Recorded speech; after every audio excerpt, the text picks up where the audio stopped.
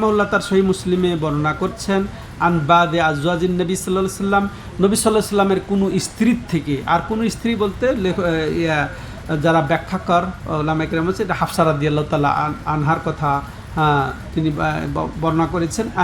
আনিন নবী সাল্লাল্লাহু আলাইহি সাল্লাম, হাফসা রাদিয়াল্লাহু তাআলা আনহা তিনি সরাসরি নবী সাল্লাল্লাহু আলাইহি সাল্লাম থেকে বর্ণনা করছেন যে নবী সাল্লাল্লাহু আলাইহি সাল্লাম বলেন, মান আতা আররাফা ফাসালাহু আন শাইইন ফাসাদ্দাকাহ লাম তুকবাল্লাহু সালাতুন 40 ইয়াওমা।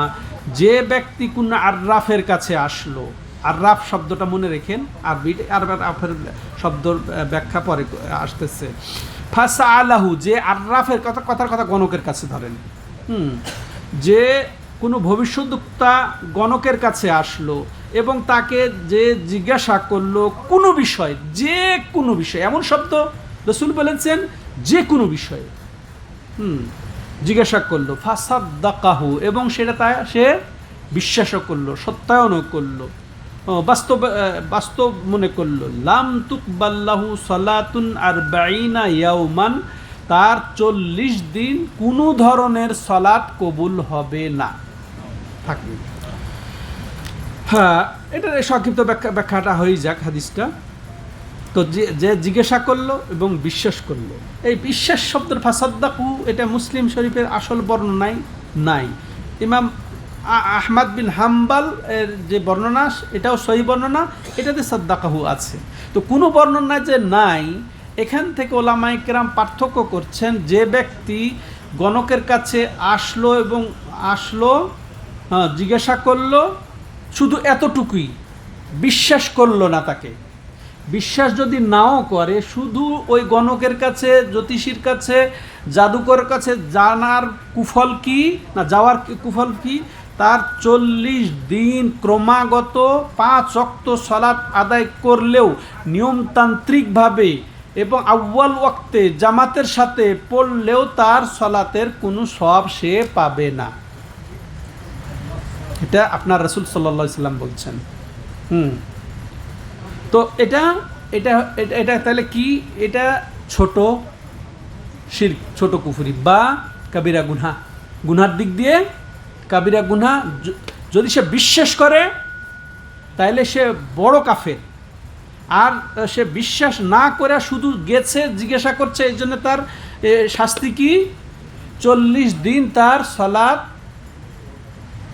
কবুল হবে না, বলতে 40 দিন তার সালাতের সওয়াব হবে না। হ্যাঁ, যদিও সে একে নিয়ন্ত্রণ পবিত্রতা অর্জন করে 5 ওয়াক্ত এবং সময় মতো, এটা না যে সে আবার গাফলতি করবে, কখনো পড়বে কখনো পড়বে না, 40 দিন কন্টিনিউ নিয়মিত ভালোভাবে যদি পড়েও তার সালাতের কোনো সওয়াব সে পাবে না। কিন্তু হ্যাঁ, তাই বলে কি সে বোনাস পেয়ে গেল, 40 দিন ছুটি পেয়ে গেল? পড়তেই হবে তাকে। না পড়লে তো সালাত পরিত্যাগ করার যে হুকুম সেটা তার উপর বর্তাবেই, কিন্তু সালাত পড়ছে, তো এই জন্যে তার ওই সালাত ছাড়ার গুনাহ হবে না, সালাত ছাড়া গুনাহ হবে না, ফরজ আদায় হয়ে যাবে। এটা আবার কাজা করতে হবে না তাকে।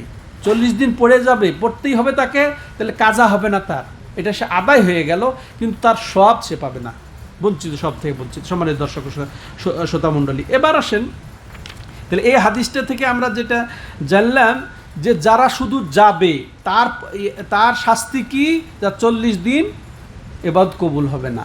আর যদি সে সত্য মনে করে, হ্যাঁ, তাহলে তো ওটা আসছে, ওই পরবর্তী হাদিসে আসছে ওটা সহ, তাহলে কুফরি করবে। হ্যাঁ, এটা তাইলে যে জ্যোতিষী, যে গণক, তার পরিণাম কি? আরও ভয়াবহ। শুধু যাওয়ার জন্যে যদি তার এই অবস্থা হয়, যে ওই কর্ম করে, ওই কর্মের সাথে নিমজ্জিত, তার কি অবস্থা? তাইলে ভালো করে চিন্তা করব। এরপর তাহলে আমরা এই হাদিস থেকে যেটা বুঝলাম যে জ্যোতিষীর কাছে বা গণকের কাছে যাওয়া নিষিদ্ধ, এবং তাদের কাছে ওই যে গায়েবের খবর জিজ্ঞাসাবাদ করাও নিষিদ্ধ, এবং সেটাকে সত্য মনে করাও নিষিদ্ধ। আর সেটা সত্য মনে করলে সেটা কুফরি। আর দ্বিতীয় বিষয় যেটা বুঝলাম যে এই গণকগিরি, এই কর্মকাণ্ড এটা হারাম, হ্যাঁ, এবং এটা কাবিরা গুনাহ। সাধারণত এই কর্মকাণ্ডটা হারাম, হ্যাঁ, কাবিরা গুনাহ। আর তৃতীয় যেটা জানতে পারলাম যে এই যে জ্যোতিষীকে গণককে কেউ যদি বিশ্বাস করবে, সে কি করবে? সে কোরআনকে অস্বীকার করলো। সে কোরআন এবং রাসূল সাল্লাল্লাহু আলাইহি ওয়াসাল্লাম আনিত যা কিছু তার প্রতি সে অস্বীকার করলো। তাহলে একসাথে হতে পারে না।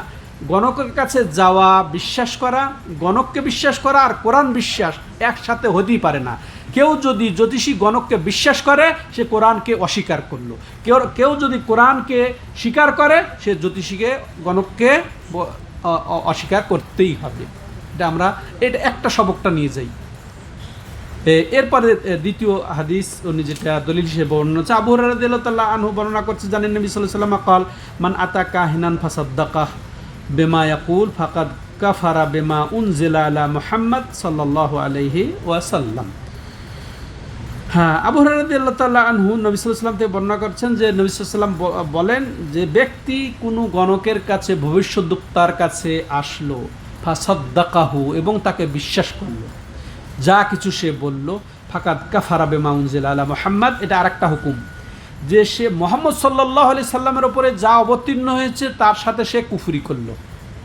আর মুহাম্মদ সাল্লাল্লাহু আলাইহি সাল্লামের উপরে কি অবতীর্ণ হয়েছে? কোরআন। শুধু কোরআন এবং সুন্নাহ, হাদিস দুটাকে সে অস্বীকার করলো। যারা হাদিস অস্বীকার করে তাদের মধ্যে তো আর বলবো না যে মুহাম্মদ সাল্লাল্লাহু আলাইহি সাল্লামের উপর শুধু কোরআনই, হ্যাঁ, তাহলে আহলে কোরআন হয়ে গেল। কোরআন এবং সুন্নাহ উভয়টিকে সে অস্বীকার করলো। কে?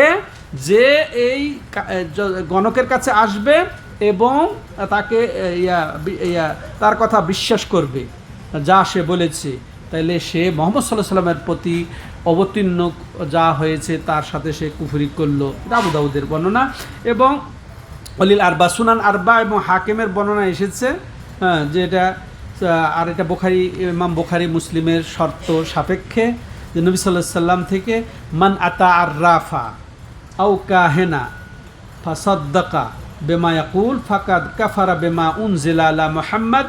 যে ব্যক্তি সে ভবিষ্যতের খবর জানে, গায়েবের খবর জানে, এরকম দাবি করা ব্যক্তির কাছে আসলো বা কোনো গণকের কাছে আসলো এবং তাকে বিশ্বাস করলো, যা সে বলল, ফাকাদ কাফারা বিমা উনজিলা আলা মুহাম্মদ, সে মুহাম্মদ সাল্লাল্লাহু আলাইহি সাল্লামের উপরে যা কিছু অর্থাৎ কোরআন এবং সুন্নতকে অস্বীকার করল।